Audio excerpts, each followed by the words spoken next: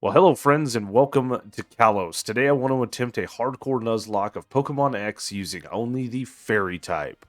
The Fairy type was a new type introduced upon this game's release on October 13th of 2013. It has been 10 years, almost to the date when this game released, since we have seen a new Pokemon type. On October 15th of the year 2000, Gold and Silver released in North America, introducing to us the Steel type and the Dark type. It's crazy to think that 10 years had passed since a new type was introduced, and since this game has been released, it has been over 10 years and we still haven't seen a new type. Do you guys think we ever will? I highly doubt it.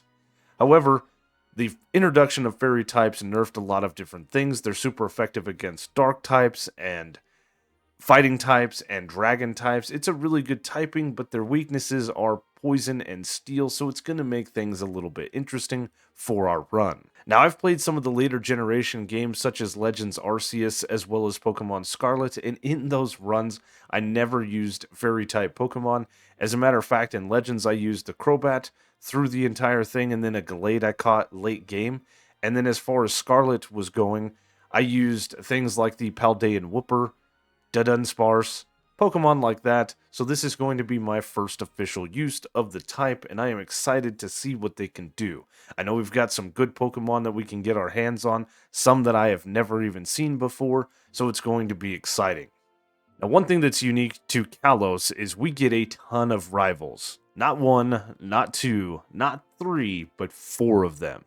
We also can't nickname any of them, which is relatively annoying, and I do have a hard time remembering everybody's name. I got Trevor and Tierno down, but Shauna and Serena get a little confusing as I do these runs. I gotta stop just barreling forward. Now, we do get to choose a nickname for ourselves as opposed to our real name, so I'm gonna nickname myself Algorithm because we are trying to beat the algorithm both in-game and in real life. In-game should be relatively easy despite having four rivals, but trying to defeat yourself in real life is a task in and of itself. Considering the childhood I had and where I come from in my background, things were very, very difficult, and it took a long time to get into the headspace that I am in currently.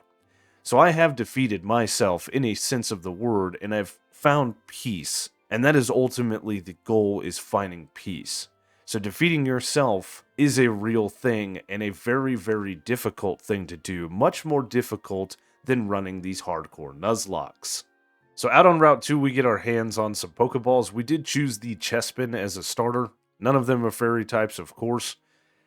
And we actually cannot get our first encounter until after we get through the Santaloon Forest, so we've got a little bit of travel ahead of us. Now, as I'm traveling through the Santaloon Forest, I have a question. I've noticed an influx of stickers or magnets on cars that say new driver. Have you guys noticed that? Like, every other car has that sticker on the back, and then when you roll up, it's somebody that is clearly not a new driver. They drive like they're a new driver, which is a whole other thing, but the other night I was driving, and I passed this person. The speed limit was 55, and I passed them at 55 like they were standing still. Later on, when we got to the back stretch where the speed limit is 65, that person went around me like I wasn't there.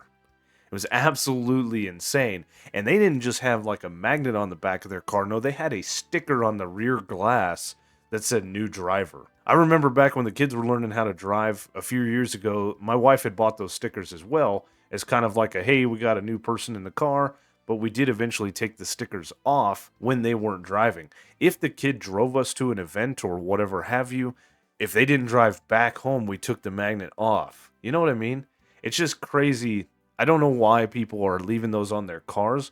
I'm not a very smart person. I've never been accused of being a smart person, but the internet, you guys are smart. You guys correct me at every step of the way if I make the slightest mistake, so I figure you would have the answer to my question. It just seems odd there's a huge influx of people with those stickers on their car, and there's also an influx of people doing the most heinous stuff I've ever seen. Real quick, before I cut out of this clip, the other morning I was driving to work, and I decided I was going to go get the crew some donuts, because why not, right? It's a Monday. So I pull out of my driveway, go down to the road, and I'm getting on the interstate, and this person's going about 25 miles an hour, which is fine. I understand. But as we go down the on-ramp, they're still doing 25. They literally merged over doing about 30 miles an hour, and I heard a truck squealing his tires to try not to hit that poor person. And I did what you're probably not supposed to do. I think it is illegal, but I passed all of that on the on-ramp, the merge lane, if you will, and got around everybody and went and bought donuts. But it's just crazy. You think that you can just merge over and there's a semi? They are bigger than you and they will squish you. So on Route 3, we have our first encounter, which happens to be an Azrael that we named Navi, and it has the thick fat ability. Nope. We are just going to reset. It's not worth even trying to get through the early game unless this thing has huge power. A little bit of grueling early game again, and this time we catch a Navi with a Calm plus special defense minus attack nature, which is terrible, but it has the huge power ability, so I will take it. I wish it didn't have the minus attack nature, but you can't win them all. Now, before we take on Viola and her bug types, there's a lot of planning into this first encounter here. At level 10, Azrael learns Charm, which is a great move, lowering your attack stage by 2. But also, if we get our friendship up just high enough, after this battle, we should evolve this Pokemon. And upon evolution, we're going to learn both Defense Curl and Rollout. So we had to plan this strategy accordingly. Now, of course, you guys know locking yourself into a move like Rollout is very dangerous, but I don't see much other plays here in the early game, at least not until we can get some teammates on the team. But evolving Azrael into a Meryl is awesome. Having a second stage Pokemon this early in the game is great. The level cap being level 12 does make things very difficult when planning the early game.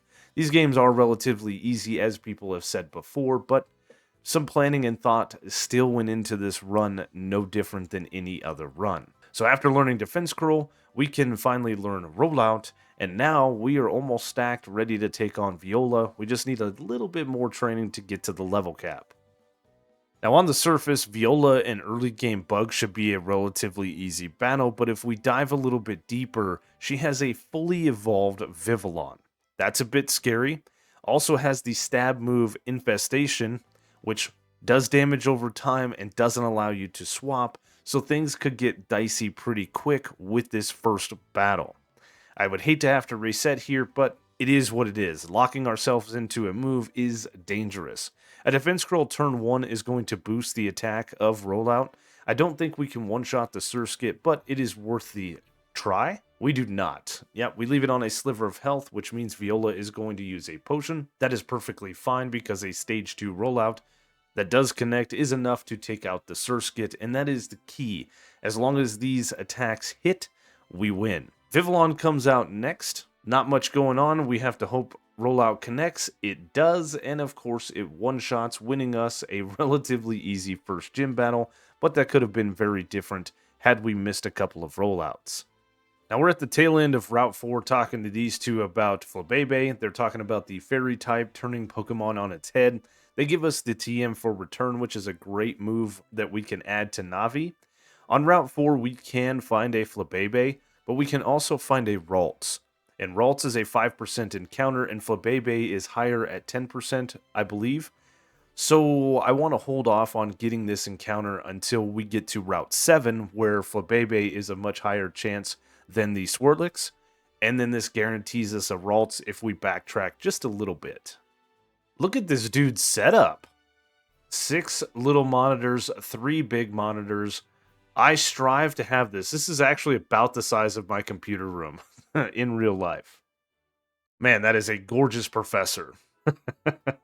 Now, one of the key things that is happening here in Gen 6, in Kalos specifically, is they're teaching us about Mega Evolutions. It is Professor Sexymore's goal to get us running around the region and find out as much as we can about Mega Evolutions. A thing that is only in Kalos, Oraz, and that's it, right? Didn't they do something different? Yeah, they did something different in Sun and Moon, I think. I'm not 100%. It was Z moves or whatever. Pokemon uses up some gimmicks, and then they quickly move on to the next one. We have terrestrialization now. So, yeah. Anyway, we're going to have to battle him. He does have the Kanto starters. You can Mega Evolve each one of these Pokemon, so you're guaranteed a Mega in a casual playthrough no matter what you do. All of these are great Pokemon, but of course none of them are Fairy type, so we're going to pick one and move on. I think it's really neat when you get to meet the champion early on in the game. We get to meet both Lysander and Diantha here. Now, my last playthrough of Kalos, I was sitting here wondering, Lysander reminds me of somebody, and I could not put my finger on it. Couldn't. And now, right here, right there, Wayne Static. This mother looks like Wayne Static from Static X, RIP. I'm telling you. There's a ton of early game gameplay that we have to do with just Navi on the team before we can get our next encounter. We have to get rid of this Snorlax, which is a nice little callback to Kanto. As we were battling some trainers and whatnot, we do have an evolution with Navi fully evolving into an Azumarill at level 18. It's crazy to think that we have one gym badge and one teammate and a fully evolved 3-stage Pokemon. That's some power on our team, not just because it has the huge power ability. Now on Route 7 you can get a Swirlix, but it's a 5% encounter, so it's more likely that you will get a Flabébé, which we did, that has a bold plus defense minus attack nature. We nicknamed it Tattle, and it is going on the team. Backtracking to Route 4 guarantees us a Ralts encounter that we nicknamed Tail. It has a modest plus special attack and minus attack nature. It has the synchronize ability. I wish it had Trace, but I honestly don't care. That is an amazing nature. We are still making our way towards the second gym. There's a lot of gameplay between the first and second gym, but we have a round of evolutions here, starting out with Tattle evolving into a Floette. Again, this is a Pokemon line that I've never used, so I'm excited to see what it can do. Tail is our next evolution, evolving into a Kirlia. I have used this line before, but never with the fairy typing, so I'm excited to see what it can do, considering we're going to resist moves that we used to be weak against. One last encounter before we take on the second gym. In the Glittering Cave, we catch a Mawile named Midna. It has a hasty plus speed minus defense nature and the Intimidate ability. There is a nickname theme. Can you guys guess it? I bet you can. It's relatively easy and very obvious. On my little notes here, I don't write a script, I just have a notepad with a sentence saying what I was doing in each one of these clips, and I shoot from the hip. That's why when people talk about I need to polish up my script, what script? Anyway, rather than what I was going to talk about, I'm going to take this opportunity to tell you guys that typically in the spring and in the fall, I am traveling for work.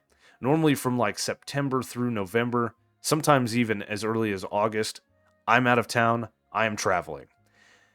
From anywhere from January to like May, I could be traveling as well. It just depends on how things go. Last year was very, very slow. As a matter of fact, in the early part of last year, I was gone for off and on about 2.5, 3 months. And then when the fall time came around, 2 weeks. That's the first time that has ever happened. It's very irregular and not normal, but it's getting to be that time of year where I am going to be making some drives to different job locations for different work. As a matter of fact, when this video goes up, which hopefully is today if everything works out, a week from this video, I will be sitting in a truck driving to Louisiana. That is going to put a little bit of a damper in my next run. That run may be late on Sunday. It may be early, I don't know. We're going to still attempt to do the run, but the travel time is definitely going to affect the run in some way, shape, or form. I'm just letting you guys know that we may have a slight lull in videos. Time management is always against me, and I'm doing the best I can with what I have.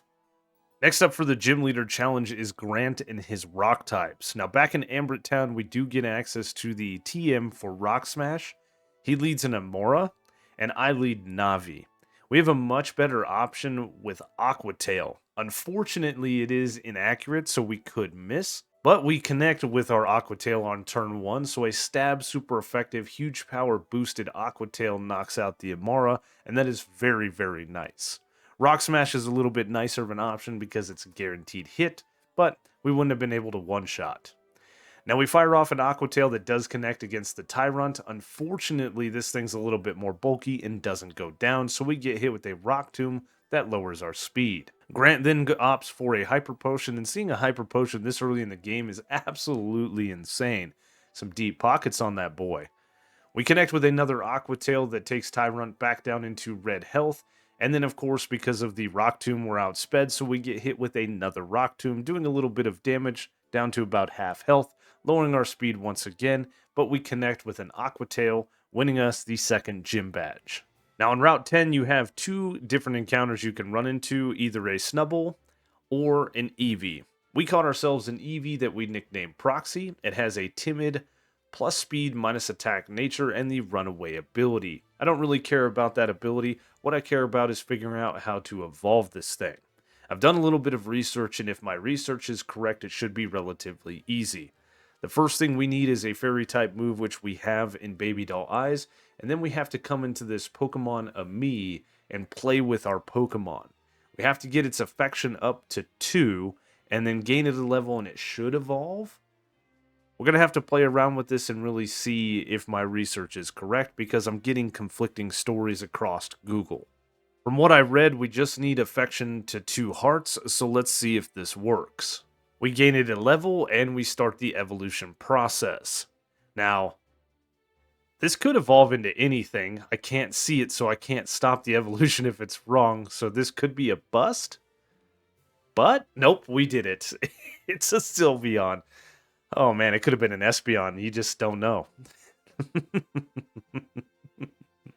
Now, on Route 11, we can catch a Dedenne, the Pika clone of this generation. We named it Seela, and it has a Jolly plus speed and minus special attack nature.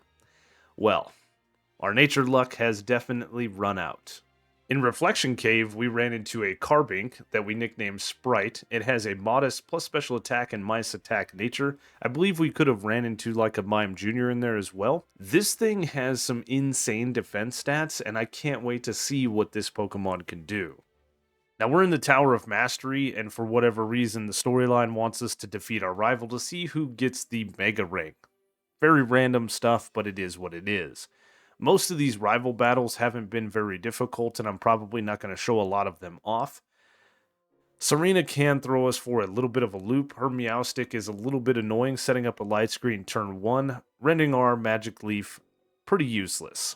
I do swap into Midna. Now, Midna does not learn a Steel-type move or a Fairy-type move until we can get to the move relearner in Dendemil Town, which is after the 6th gym. And we're going to have to catch some love discs for some heart scales, so it's going to be a little bit of a grind. Now, after a few Psybeams, we do take the Meowstic down with a bite, and out comes Braixen. This Pokemon, of course, has Fire-type moves, so we are going to immediately swap, and we might as well bring in a new face, Sprite. I'm excited to see what this thing will do with these high defenses, and it takes no damage from Psybeam. It's really weird that she went for Psybeam instead of a Fire-type move, but whatever. Fire Spin locks us in, and Smackdown does half. I think we could survive another hit no matter what it is, but she opts for a Fire Spin, which doesn't even bring us to half, and Smackdown knocks out the Braixen. All she's got left is an Absol. I'm not really worried about her team, as I said. Our last battle with Serena, she's going to have an Altaria on the team, and again, we're a Fairy-type team, so it should be nothing. Now, we don't have a Fairy-type move on Sprite, so I decided to swap into Proxy.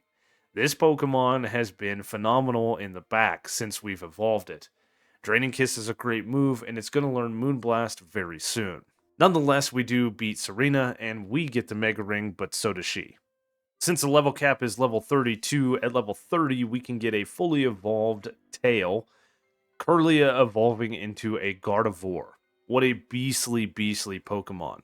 And since its typing is now Psychic Fairy, I think this thing is going to be even better.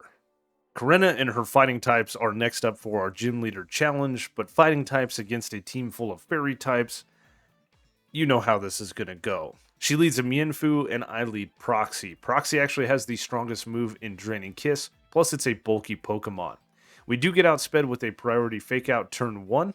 It does activate our Cute Charm ability, but that does not matter because we outspeed and knock out the Mienfoo with a Draining Kiss the very next turn. Machoke is then out second and of course gets outsped and one-shot with a Draining Kiss. This just leaves Hawlucha, which is a great Pokemon. I cannot wait to use this thing. It does outspeed us to hit a power-up punch that does not do much damage, getting that +2 attack, but a Draining Kiss that is stab and super effective, knocks out the Howlucha, fully healing us up, winning us the 3rd gym badge.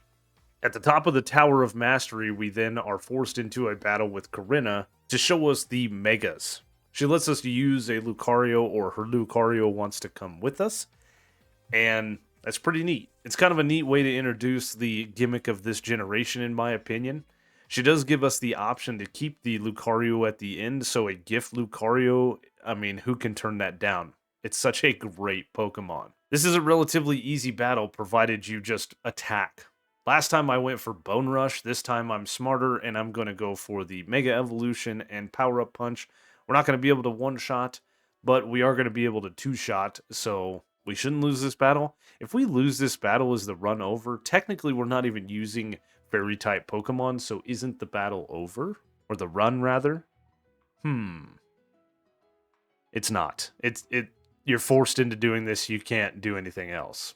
Like I said, we win. We get the Mega Ring. We can now use Megas, and her Lucario wants to go with us, but you can actually say no.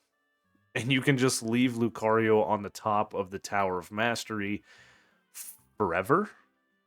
Bye. Being able to ride Skiddo gives us access to a Shiny Stone, which means we can fully evolve Tattle. Which I, of course, evolve immediately, and then do my research, realizing that Florges learns no moves upon evolution, so we're going to have to wait till the move relearner, I guess? That's okay. This is an awesome-looking Pokemon, nonetheless. Next up for the gym leaders is Ramos, and I don't have much that can take on his grass types. The TM for Aerial Ace can be found before this gym, but only Seela can learn it. Instead, what I've decided to do is lead with Midna, and I have traded over her Mega Stone from our previous run. I did a poll about this. You guys overwhelmingly said, sure, go for it. I had like 2 people that said no. One person that said these runs are easy enough without the Mega Evolutions, and it's just going to make the run boring, or they're going to find it boring. I've never played around with this, so I want to do it, and this is a badass looking Pokemon. That is so cool. I chose to go with Mawile as opposed to Gardevoir, because Gardevoir is the other fairy type that we can Mega in this game. Gardevoir's base stat total goes up to almost 700, whereas Mawile sits at 480. So we do get the huge power ability instead of Intimidate, so our attack is doubled. It does make this Pokemon kind of busted, especially with a move like Power-Up Punch. But I mean, we've got to have a powerhouse somewhere within the team. You know, Proxy's been holding its own, Tail's been holding her own, Tattle needs some better moves, Sprite's been doing really good. We have some good Pokemon, but we still can only do one battle at a time before we're taking too much damage. So Midna is that Pokemon.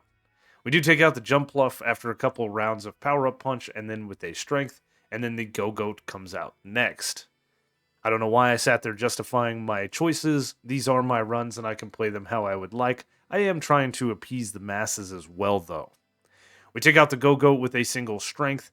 We do level up as the Weeping Bell comes out, and this is the only real threat on Ramos' team because we are weak to poison. But with the attack buffs from Power-Up Punch, a single Strength is going to be enough to knock out the Weeping Bell, and of course our Steel typing makes us immune to poison. And that was a very easy 4th gym badge.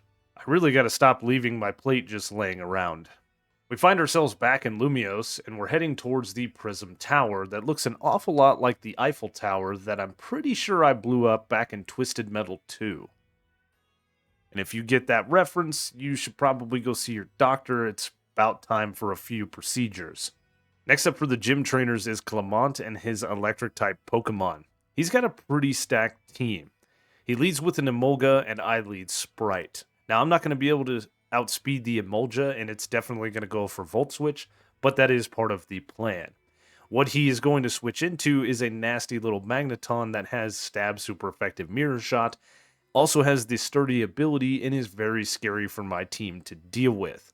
We do get a Smackdown on the Magneton as it comes out, doing a little bit of chip damage. It did a lot less than I thought it would, but now we can hard switch into Seela and activate my ultimate plan. Upon swapping in, Luckily for us, Mirror Shot is inaccurate and it does miss, and now we can go for Dig. Magneton sets up an electric terrain, and we pop up from Dig, but unfortunately it's not enough to take out the Magneton because we have a fairly weak attack. We then get hit with a nasty Thunderbolt down to half health, and I don't want to stay in. I know that Clemont is going to go for a Hyper Potion, fully healing up the Magneton, so I decide to go for a Volt Switch, swapping into the only other Pokemon that can resist Steel-type moves, Midna. Now we get the Intimidate drop off as we come in, which doesn't matter, and then I decide to go for the Mega Evolution, buffing our attack so we can knock this Magneton out with a Power-Up Punch. Very nice. Heliolisk then comes out, and this is a pretty bulky Pokemon, one I'm very scared of after using it. It does outspeed us and hit us with a nasty Thunderbolt down to 29 HP. A critical hit would have taken us out, but a +1 strength takes out the Heliolisk. Last up for Clemont is his Emolga, so I swap back into Sprite. There's not much this Emolga can do with our high defenses, and Volt Switch means it's not going to switch out, so we'll tank some damage as we knock this thing low. We do get outsped with a second Volt Switch, and then we can fire off a stab super effective Ancient Power that takes Emolga into low yellow health. One more round of Volt Switch down to 26 HP, and then an Ancient Power to take out the Emolga, winning us a Deathless Gym Badge. Now Valerie and her fairy types are up next, and I don't have a lot of options for taking on her team. I could learn Iron Head at the Move Relearner with Midna, but the problem is we can't get there until after we do the events of the Pokeball Factory, which we can't do until after we beat Valerie. So I decide to lead Tattle just to see what happens with the Magical Leaf, and it does a decent little bit of chip damage, and then she sets up her defense with Iron Defense. I could sit in this battle and battle it out with Wish, keeping us healthy, and Magical Leaf chipping the Mawile down, but it would be a long and drawn-out battle, as she would end up using both of her Hyper Potions, and we would be here for 10+ minutes. I do set up a Wish, and then get hit with a very weak Bite. As I said, we could easily do this battle, but I decide to do what I did in the battle with Ramos, and swap into Midna. I really don't want to rely on this tactic too many times, but it's so easy. We get hit with a Crunch on the swap in, and then Wish heals us up after our defense is dropped.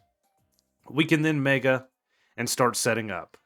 We hit the Mawile with a Power-Up Punch to get us to +1, and it's sitting at half health. We then get hit with a very, very weak Bite, and we can hit a second Power-Up Punch that drops Mawile low into red health, as we get hit with a Crunch, not a Bite, that does a pathetic amount of damage. Hyper Potion fully heals up the Mawile, and then a third Power-Up Punch knocks it out, bringing us to +3 as the Mr. Mime comes out. Mr. Mime does outspeed us and set up Reflect, but even through the Reflect, a +3 strength with huge power knocks out the Mr. Mime. Sylveon comes out, we do outspeed it, can hit it with a strength, but unfortunately with the Reflect, it survives on low red health. We get hit with a very weak Dazzling Gleam to just below half health. Valerie uses up her last Hyper Potion, and then we can get the back-to-back strengths to knock out her Sylveon. Like I said, not the greatest or cleanest strategy, but it is tried and true. I haven't shown off Team Flare much because there's not much to show off. Most of their Pokemon are like Fighting or Dark type, which we easily take out, especially getting our hands on a move like Dazzling Gleam. Tail has proven to be an excellent counter for any of the Poison type Pokemon that Team Flare may have. We can pivot through Midna that is immune to Poison, and then take them out with stab super effective moves like Psychic or Confusion. Now on Route 15, we catch ourselves a Klefki that we name Myth. It has a gentle plus special defense minus defense nature with the Prankster ability. I don't know that I'm going to put this thing on the team, but I caught it anyway. Next up for the Gym Leader Challenge is Olympia and her Psychic types. We don't have a great matchup against Psychic types, but their secondary typing we can kind of play around with. I lead Tail against her Sigilyph starting out. The reason for this is we taught Tail Thunderbolt that we got from Clemont, and without setting up, we're able to one-shot very nicely. Meowstic then comes out next and hits us with a priority fake out, which is a little bit annoying. We then are outsped and hit with a nasty Shadow Ball down to just under half health as we go for Moonblast. We were able to reteach that move via the Move Relearner. This drops Meowstic into low red health, and I don't want to risk a critical hit here, so I swap into Sela on a Hyper Potion. Very nice. I then fire off a Thunderbolt, and it does over half health, but Meowstic goes for Calm Mind. I'm a little bit worried that I'm not going to be able to take this thing out, so I decide to go for Nuzzle, doing a little bit of chip and paralyzing. I should have just tried to take this thing out as we get hit with a nasty Psychic that takes us all the way down to 22 HP, and if it had crit, it would have taken us out. No matter, I do know we can take it out from this range, so we hit a Thunderbolt to knock out the Meowstic, and this just leaves her Slowking. I am worried I won't take this thing out in a single Thunderbolt, so I go for a Volt Switch. It does get a critical hit, leaving Slowking at a sliver, so I don't know that we would have taken it out with a Thunderbolt, but we swap in Florges on a Psychic. We take the Psychic very nicely. Olympia uses up a Hyper Potion to fully heal the Slowking, and then I do some damage with Magical Leaf.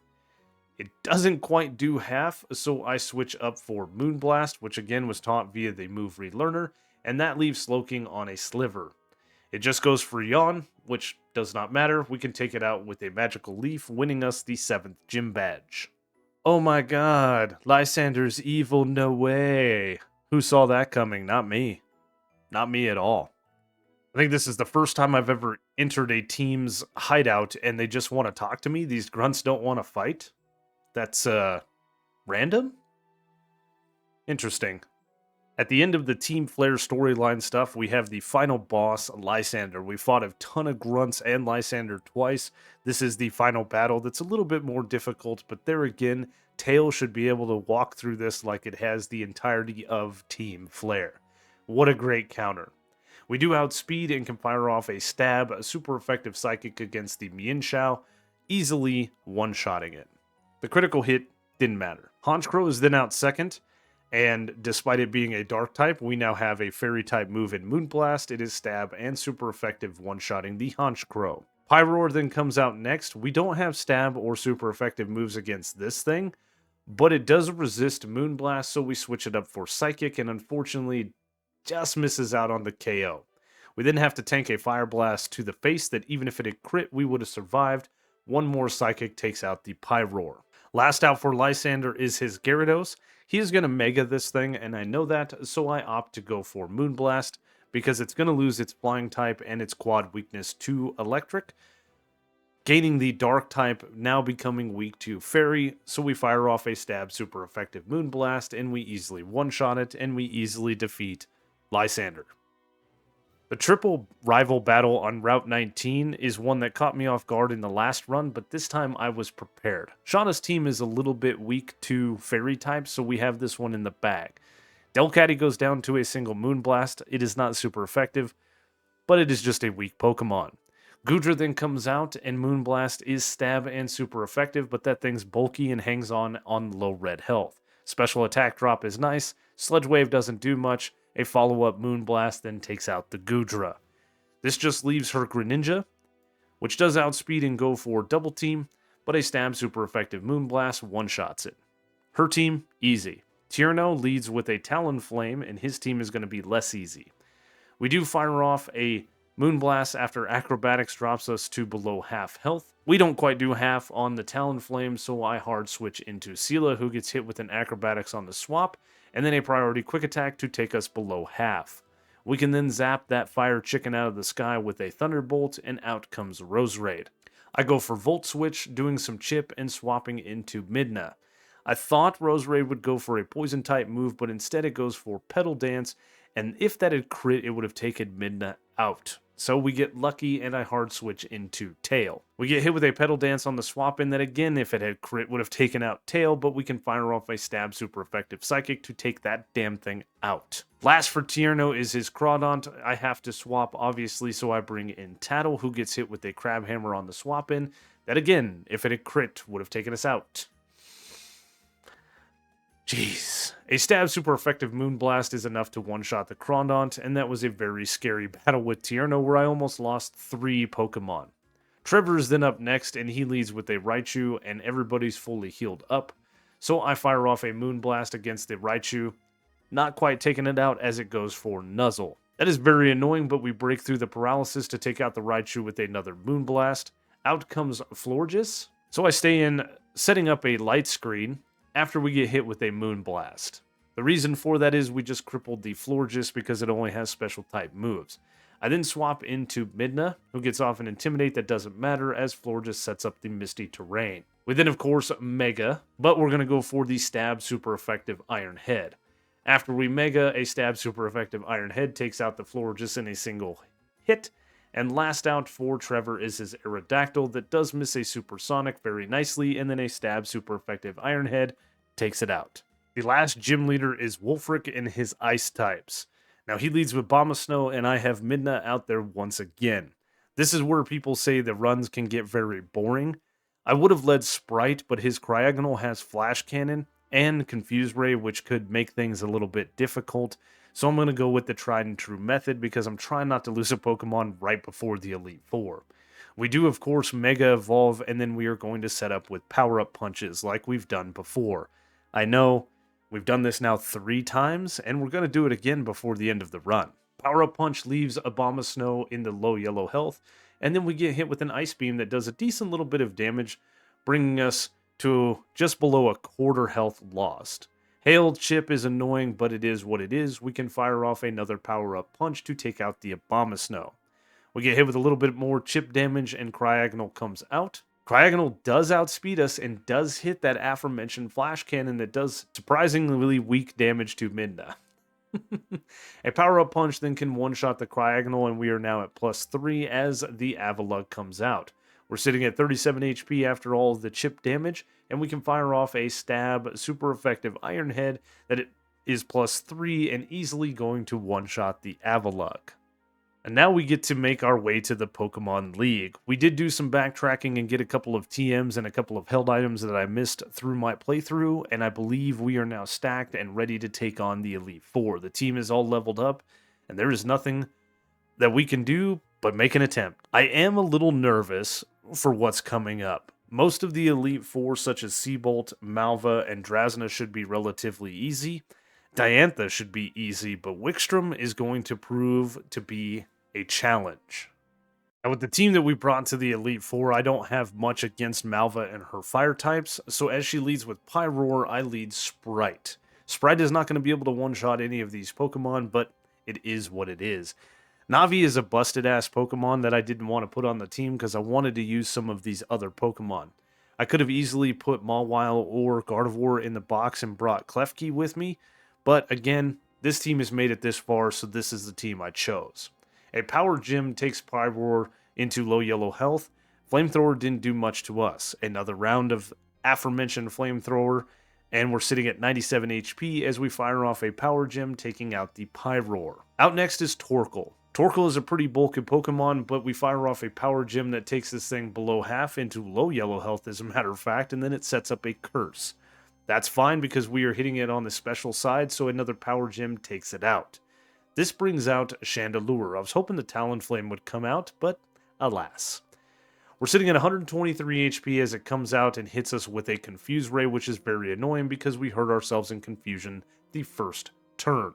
Chandelure then tries to lower our stats with Confide, but our Clear Body won't allow that, and then we hurt ourselves in Confusion again.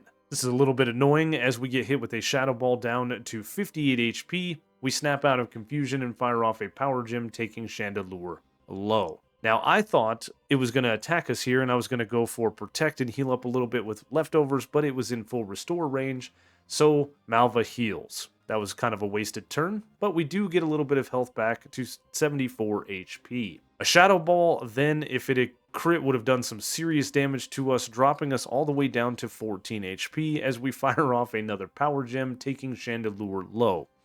Whoops.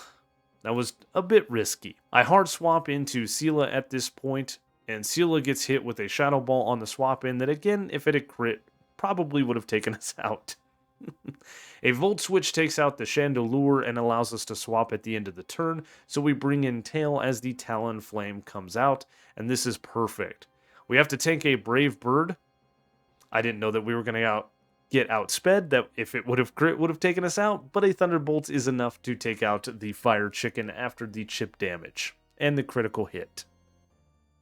Now Siebold is up next, and of course you can do these in any order. This is just the order I'm choosing them in. I lead Sela against his Clawitzer, and I have to call it by its nickname because every time I say Dedenne, I just think of that one scene from Forrest Gump. We fire off a stab super effective Thunderbolt that doesn't quite take out the Clawitzer, but it does get the paralysis, and we proc a full paralysis, so that is absolutely huge. Siebold then goes for a full restore, and now we've got this thing in a little bit of a heal lock, because we can fire off another stab super effective Thunderbolt that is going to drop Clawitzer into very low red health, and this is going to burn the second full restore that Siebold has, which is absolutely perfect. At this point, we can swap it up and go for Nuzzle, doing a little bit of chip damage and getting the full paralysis. This, of course, means we outspeed, which we already did, and now we can fire off a stab super effective Thunderbolt, taking out the Clawitzer and burning both of the full restores in the process. Very nice. Gyarados then comes out and tags us with an Intimidate, which doesn't matter. A quad super effective stab Thunderbolt one-shots the Gyarados. Barbaracle then comes out next. Thunderbolt doesn't quite take this thing out, but it misses a Stone Edge, so we can go for another Thunderbolt, easily knocking it out. And we are sitting at full health as his Starmie comes out. We naturally outspeed the Starmie, and a single super effective stab Thunderbolt one-shots it. Very nice. I decide to take on Drasna and her Dragon types next because I should have taken them on first. She leads Dragalge, and I actually have Tail up front, not Sela, because we are going to fire off a stab super effective Psychic turn 1 to take out the Dragalge. This brings out her Altaria. We outspeed it and can take it out with a stab super effective Moonblast. I can't say it enough, this Pokemon is absolutely insane. Noivern does outspeed us and hit a Super Fang to take us down to half, which is annoying, but a stab super effective Moonblast takes it out. As the Druddigon comes out, I'm sure we could take this thing out with Moonblast, but I decide to play it safe, and I swap into Tattle. Druddigon goes for Chip Away, which doesn't do a lot of damage, and then we outspeed and fire off a stab super effective Moonblast, taking out the Druddigon. Now, Wikstrom and his Steel-type Pokemon pose a huge threat to my team, and I have a plan. It is very dangerous and could very easily wipe my entire team here. We're definitely going to get hurt, and I don't know that we come out of this unscathed. Turn 1, we fire off a Thunderbolt against the Klefki. It must not have been going for a move like Torment. Nope, it went for Dazzling Gleam, which does a decent amount of damage, and then it outspeeds us because it was going for Spikes. The Prankster ability is neat. Another Thunderbolt takes out the Klefki, and that is 1 down, 3 to go. Probopass is then baited out next because of our electric typing, and I go for Volt Switch to break it sturdy and swap out into Tattle. The Spike's chip damage is annoying, but the Earth Power doesn't do much, so we're still sitting at pretty good health as we can fire off an Energy Ball, taking Probopass low. We then get hit with a Flash Cannon that takes us down to 69 HP, nice, and can fire off one more Energy Ball, taking out the Probopass. That is 2 down and 2 to go. Scizor is then baited out next, so I immediately swap into Midna to get that Intimidate drop off, and then we get hit with a Bullet Punch that we tank fairly nicely. Now we're going to do a bunch of swapping. I do swap into Sprite next, which was a very big mistake because a quad super effective Iron Head leaves us at 2 HP. Whoops. That's not exactly what I was trying to do. I wanted to set up a Reflect, but we'd go for Protect just to burn a turn, gain a little bit of health with leftovers, and then we swap back into Midna for another Intimidate drop. We get hit with another Bullet Punch down to 37 HP, and at -2, we're going to have to start doing some damage at some point. I swap into Proxy, who tanks an Iron Head very nicely, brings us just below half health, so we heal up with a Citrus Berry. This means we can survive another Iron Head, so I fire off a Shadow Ball, doing a little bit of chip, getting a special defense drop, and Iron Head drops us to 43 HP. Critical hit, we would have lost Proxy here. I then swap into Sela, who gets hurt from the spikes, dropping us below half, and then our Citrus Berry activates, healing us up, and then Cheek Pouch brings us to full. Bullet Punch doesn't do much to us, which is very nice, and we can hit this thing with a Volt Switch to knock it out, and bring in Tail as the Aegislash comes out. Now it goes for King Shield turn 1, which is basically Protect, so we don't do anything. And then we can fire off a Shadow Ball, even in its shield form, doing a decent amount of damage. It then swaps into Blade form and hits us with a Stab. Super effective Iron Head that one-shots us. Damn it. I really was hoping not to lose tail there at full health. Even with the spikes damage, I didn't think we'd get knocked out, but I was incorrect. I bring out Proxy, who does take some damage from the spikes, but doesn't quite knock us out.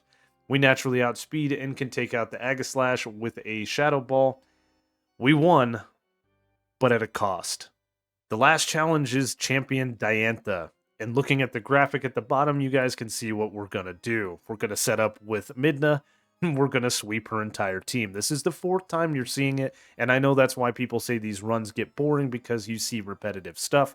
I did try some other strategies other than just set up and sweep. We couldn't have done it against Wikstrom because his Probo Pass has Sturdy.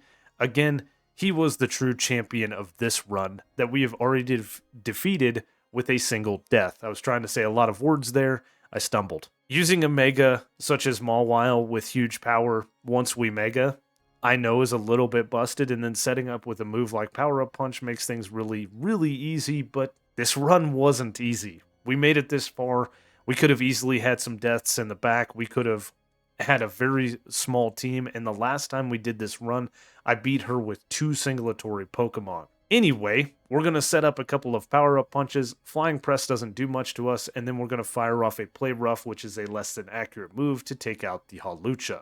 Goodra is then out next, and we are relying on a 90% accurate move, but we connect and take out the Goodra with a +2 stab super effective Play Rough. This brings out Tyrantrum. Tyrantrum goes down to a stab super effective +2 Iron Head. Auroras comes out next, and it goes down the exact same way. And I forgot she had Gourgeist. Luckily for us, we still have Crunch, so we can take that thing out with a super effective +2 Crunch. And this just leaves her Gardevoir that she is going to Mega Evolve, but it's too late because a stab super effective +2 Iron Head takes out the Gardevoir, winning us the run. Now I understand that these runs are typically relatively easy going through Kalos, and it is hard not to do repetitive strategies such as the setup and sweep with a Pokemon like Midna. But the battles in which we used that, I didn't have much of another choice. I was going to lose a Pokemon, or I risked losing a Pokemon. There were plenty of times when we could have very easily been taken out by some critical hits, so the fact that we got this far with this team is amazing. I know the repetitive setup, sweep, setup, sweep, setup, sweep is annoying, but let's take Gen 6 for what it is. It introduced Megas, it introduced some great storyline, and it really modernized the Pokemon. This is where Steel typing lost its resistance to everything. There were some nerfs that happened in this game that were very, very useful. And the people that hate on this game, I think they just love to struggle. Maybe their life is way too easy for them. I don't know. Nonetheless, this was a great team, and I hope you guys enjoyed the playthrough. Losing Tail here at the end was a bit disappointing, but Steel typing. I'm sorry you went down, friend. I hope you guys enjoyed this run, and if you did, you know the routine. Leave a like, leave a comment, consider subscribing. Thank you so much for watching, and I will see you on the next one.